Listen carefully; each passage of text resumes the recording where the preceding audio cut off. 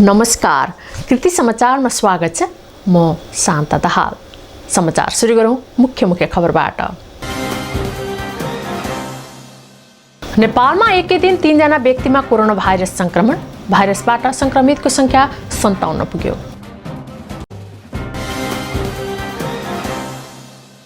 नेपालको सीमावर्ती राज्य बिहारमा कोरोना संक्रमितको ग्राफ बढ्दै, हालसम्म बिहार राज्यका विभिन्न जिल्लामा 403 जना कोरोनाबाट संक्रमित।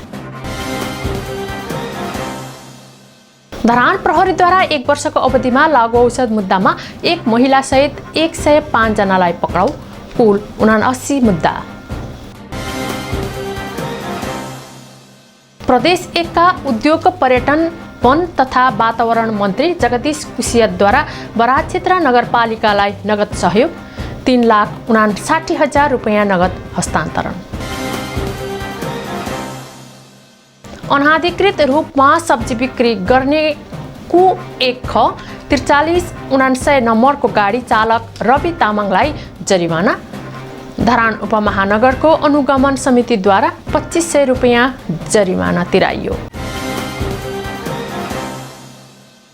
चालकको खबटा सहित पक्राउ परेका धनकुटाको साँगुरी गढीका निरज लिम्बुलाई पूर्वपक्षका लागि थुनामा राख्न आदेश, संरक्षित वन्यजन्तुको अखेटो ओसार पोसारमा मुद्दा।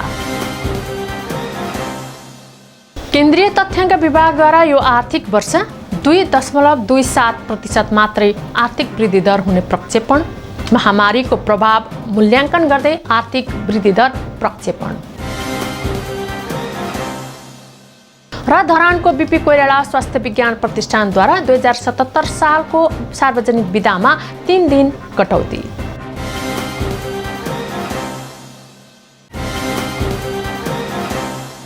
अब समाचार विस्तारमा।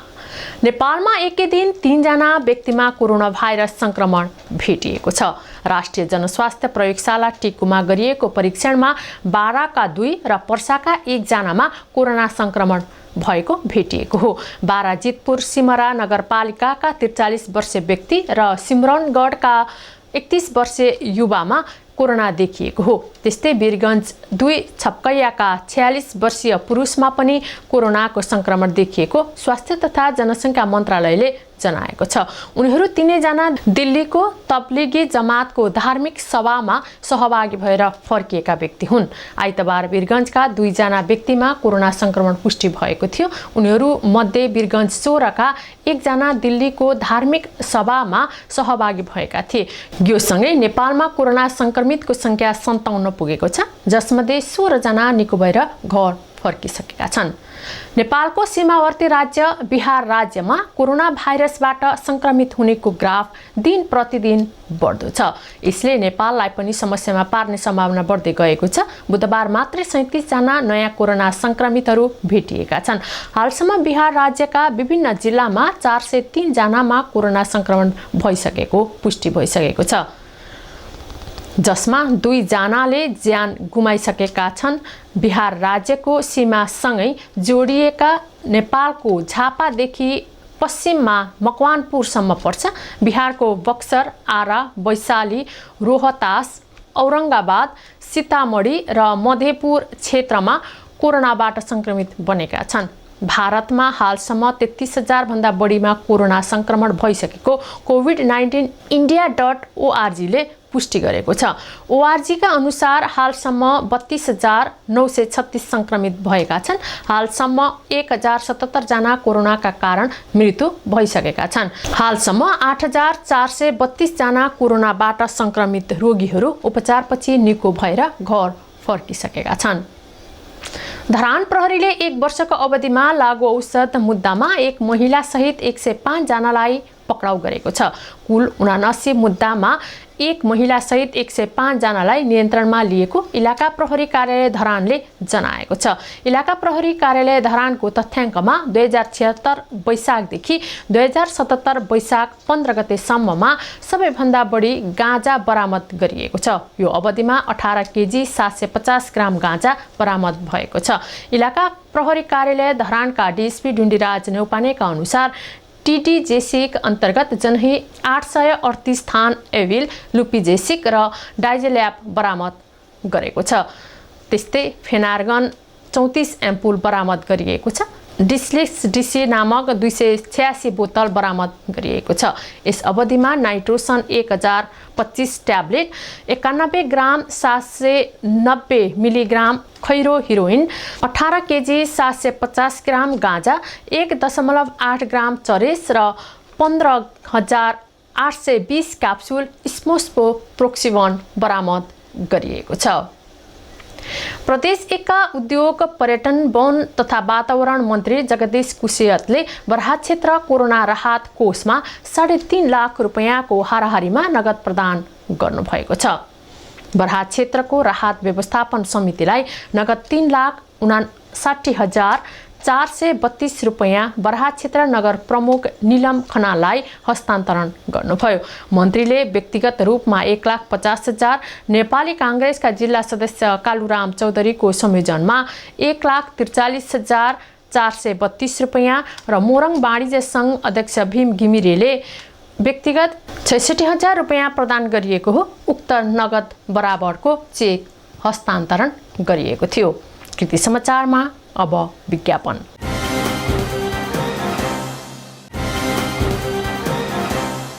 कृति समाचारमा पुनः स्वागत छ। अब बाँकी समाचार। अनाधिकृत रूपमा सब्जी बिक्री गर्ने Q1 4379 नम्बरको गाडीका चालक रवि तामाङलाई धरान उपमहानगरको अनुगमन समितिले जरिवाना तिराएको छ। अबका दिनमा गम्भीर गल्ती नगर्ने शर्तमा 2500 रुपैयाँ जरिवाना तिराएर छाडिएको अनुगमन समितिकी संयोजक तथा उपमहानगरकी उपप्रमुख मञ्जु भण्डारी सुवेदीले जानकारी दिनुभयो। चालक तामाङले धरान 15 का थोक व्यवसायी मनोज श्रेष्ठको 3000 केजी सब्जी मोरङको विराटनगरबाट लिएर आएका थिए। त्यसमध्ये 1200 केजी जति हरियो सब्जी र सुक्खा सब्जी धरान 16 का विभिन्न क्षेत्रमा बिक्री गरेको बेलामा मंगलबार राति अनुगमन अधिकृत वेद प्रकाश सापकोटाले पक्राउ गर्नुभएको थियो। पक्राउ गरिएपछि गाडी सहित धरान 13 स्थित कृषि उपज बजार स्थलमा ल्याएर राखिएको थियो। बुधबार बिहानै अनुगमन समितिको बैठक बसेर उनलाई जरिवाना तिराउने निर्णय गरेको हो। सालकको खबटा सहित पक्राउ परेका धनकुटाको साँगुरीगढी गाउँपालिका 3 खुवाफोकका निरज लिम्बुलाई पूर्वपक्षका लागि थुनामा पठाइएको छ। धरानको तिनकुने स्थित सेक्टर वन कार्यालयले लिम्बु विरुद्ध मंगलबार मुद्दा दर्ता गरेको थियो। बुधबार थुनचेक बहसपछि उनलाई पूर्वपक्षका लागि थुनामा पठाइएको हो। गत माघ 26 गते निरजको साथबाट 650 ग्राम सालकको खपटा नेपाल प्रहरीले बरामद गरेको थियो। धरान 3 बाट पक्राउ भएका उनको साथबाट आधा केजी गाँजा समेत बरामद भएपछि लागु औषध कारोबारमा मुद्दा चलाइएको थियो। उनी अदालतबाट धरौटीमा छुटेपछि सेक्टर वनले राष्ट्रिय निकुञ्ज तथा वन्यजन्तु संरक्षण ऐन 2029 अनुसार कारवाही प्रक्रिया अगाडि बढाइएको सेक्टर वनका रेन्जर ईश्वरी वास्तोलाले जानकारी दिनुभयो। संरक्षित वन्यजन्तुको अखेटो ओसार पोसार गरेको अभियोगमा पूर्वपक्षका लागि थुनामा पठाइएको उहाँले जानकारी दिनुभयो। साँगुरीगढी खुवाफोकका आरोपित लिम्बुले साँगुरीगढीको वन क्षेत्रमा मरेको सालक भेटेपछि दबाई हुन्छ भन्ने सुनेर आफूले लिएर आएको बयान दिएका थिए। धरान 3 मा डेरामा बस्दै आएका उनको आरोप प्रमाणित भएमा संरक्षण ऐनको दफा 26 को 1 अनुसार 5 लाखदेखि 10 लाख रुपैयाँसम्म जरिवाना र 5 वर्षदेखि 15 वर्षसम्म कैद हुने वा दुवै हुने व्यवस्था छ। केन्द्रीय तथ्याङ्क विभागले यो आर्थिक वर्ष 2.27% मात्रै आर्थिक वृद्धि दर हुने प्रक्षेपण गरेको छ। आर्थिक वर्ष 2076-77 को राष्ट्रिय लेखा तथ्याङ्क प्रतिवेदन सार्वजनिक गर्दै विभागले यस्तो प्रक्षेपण गरेको हो।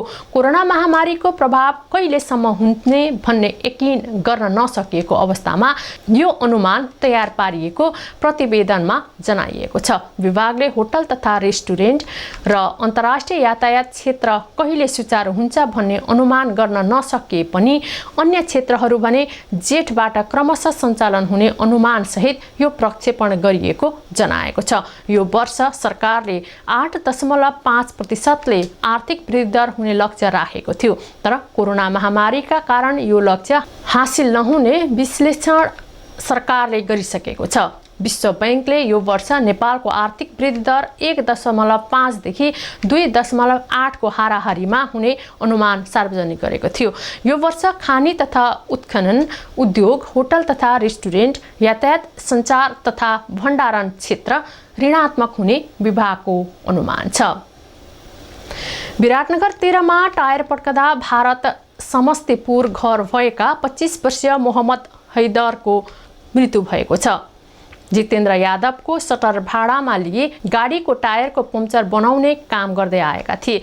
बुधबार अपराह्न पुरानो टायरमा हावा हालिरहेको अवस्थामा 81 टायर पड्किँदा टायरभित्र रहेको फलामको रिङले टाउको र शरीरमा चोट लाग्दा हैदरको घटनास्थलमै मृत्यु भएको इलाका प्रहरी कार्यालय रानीले जनाएको छ। हैदरको शव कोशी अस्पताल विराटनगर लगिएको थियो।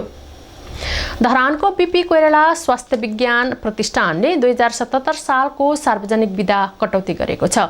प्रतिष्ठान प्रशासनले विगत वर्षहरूमा भन्दा 3 दिन बिदा कटौती गरेको हो। सार्वजनिक बिदाको सूचना बाहिर निकालिएसँगै नेपाल सफाई कर्मचारी युनियन प्रतिष्ठान इकाइ कमिटीले विश्व मजदुर दिवस नसमेटिएको भन्दै पुनर्विचार गर्न माग गरेको छ। प्रतिष्ठानको कर्मचारी प्रशासन शाखाका शाखा अधिकृत प्रदीप साक्यद्वारा हस्ताक्षरित विज्ञप्तिमा वर्षभरि कुल 15 बिदा मात्रै स्वीकृत गरिएको छ। प्रतिष्ठानको कार्यकारिणी समितिले वैशाख 9 गते सार्वजनिक बिदाका विषयमा निर्णय गरेको थियो। बीपी कोइराला स्वास्थ्य विज्ञान प्रतिष्ठान नियमावली 2055 अनुसार 12 दिन मात्रै सार्वजनिक बिदा दिने प्रावधान रहेको छ। तर लोकतन्त्रपछि राज्यले दिने विभिन्न बिदा समेत जोडेर कुल 18 दिन बिदा दिँदै आएको थियो। प्रतिष्ठान प्रशासनले वैशाख 16 गते बिदाको कटौती सहितको सूचना सार्वजनिक गरेको हो, जसमा वैशाखमा 2 दिन मात्रै बिदा दिएको छ भने त्यसपछि असोज अर्थात् दशैंमा मात्रै बिदा दिएको छ। त्यसबीचमा भएका बिदाहरू पूर्ण कटौती गरिएको छ। यता युनियनका अध्यक्ष सीता विक र सचिव कविता श्रेष्ठद्वारा हस्ताक्षरित विज्ञप्तिमा प्रतिष्ठान प्रशासनले जारी गरेको सार्वजनिक बिदाको सम्बन्धमा सीमित जातिको धर्म, संस्कार र संस्कृतिसँग जोडेर धेरै बिदा रहेको उल्लेख गरिएको छ। मजदुर दिवस मे 1 को विषयमा सार्वजनिक बिदामा कुनै कुरा उल्लेख नभएको प्रति आपत्ति जनाइएको छ। देशभर बालबालिकाका लागि खोप लगाइन सुरु गरिएको छ। धरान र इटहरी उपमहानगरपालिका भित्रका बालबालिकालाई खोप लगाइने भएको छ। इटहरी अस्पतालका इमर्जेन्सी इन्चार्ज रामकुमार धमलाका अनुसार इटहरी अस्पतालले लगाउने खोप तालिका अनुसार वडा नम्बर 2 को महेन्द्र माविमा वैशाख 21 गते, वडा नम्बर 2 के आयुर्वेद औषधालय हवाई चौकमा वैशाख 22 गते खोप लगाइनेछ। वैशाख 21 गते वडा नम्बर 3 को सामुदायिक स्वास्थ्य क्लिनिक र 22 गते तामाङ टोल लगायतमा वडाभरि विभिन्न मितिमा खोप लगाइने भएको छ। खोप बिहान 11 बजेदेखि 2 बजेसम्म लगाइनेछ। बच्चालाई खोप लगाउन लिएर आउँदा 1 जना मात्रै आउन आग्रह गरिएको छ। खोप केन्द्रमा पनि 2 मिटरको दूरी कायम गरेर बस्नुपर्नेछ। बिरामी, ज्वरो आएका र सुक्खा खोकी लागेका बच्चाहरूलाई भने खोप लगाउन नल्याउन भनिएको छ। कृति समाचारको अन्त्यमा पुनः मुख्य खबरहरू। नेपालमा एकै दिन 3 जना व्यक्तिमा कोरोना भाइरस संक्रमण, भाइरसबाट संक्रमितको संख्या 57 पुग्यो।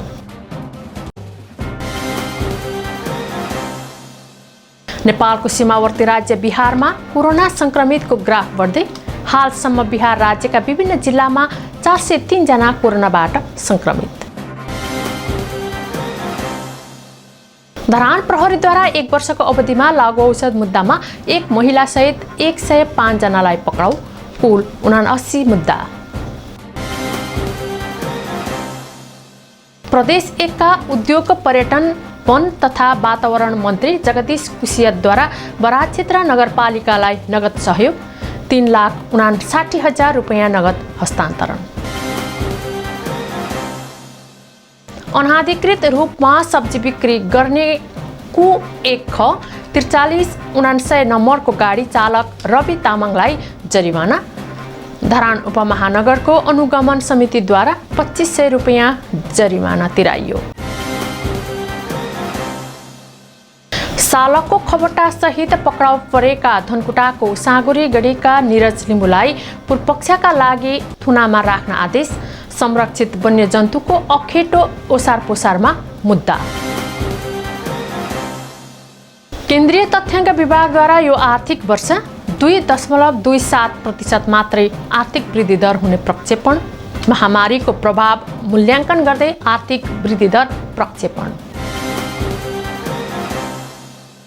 र धरानको बीपी कोइराला स्वास्थ्य विज्ञान प्रतिष्ठानद्वारा 2077 सालको सार्वजनिक बिदामा 3 दिन कटौती।